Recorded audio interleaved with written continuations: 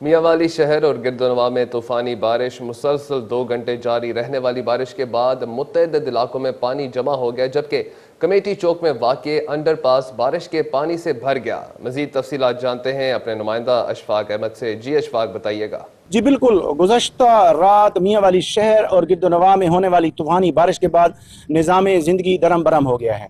2 घंटे की मुसलसल बारिश के बाद मियांवाली शहर की गलियां, मोहल्ले और सड़कें नदी नालों का रूप इख्तियार कर चुकी हैं।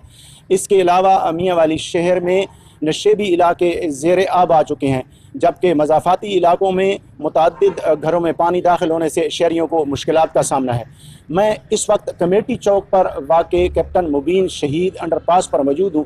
जैसा कि आप मेरे अक़ब में देख सकते हैं कि कैप्टन मुबीन शहीद अंडरपास पानी से भर चुका है, जिसकी वजह से ट्रैफिक की रवानी शदीद मुतासिर हुई है और बलोखैल रोड यूज़ करने वाले शहरियों को शदीद मुश्किलात का सामना है। जहाँ पर मैं आपको वाज़े करता चलूँ कि अब तक वासा मियांवाली की टीमें कहीं भी फील्ड में नज़र नहीं आई और निकासी आब का काम अब तक शुरू नहीं हो सका। शहरियों ने वज़ीर आला पंजाब और डिप्टी कमिश्नर से नोटिस लेकर फौरी तौर पर निकासी आब की कार्रवाइयाँ शुरू करने का मुतालबा किया है।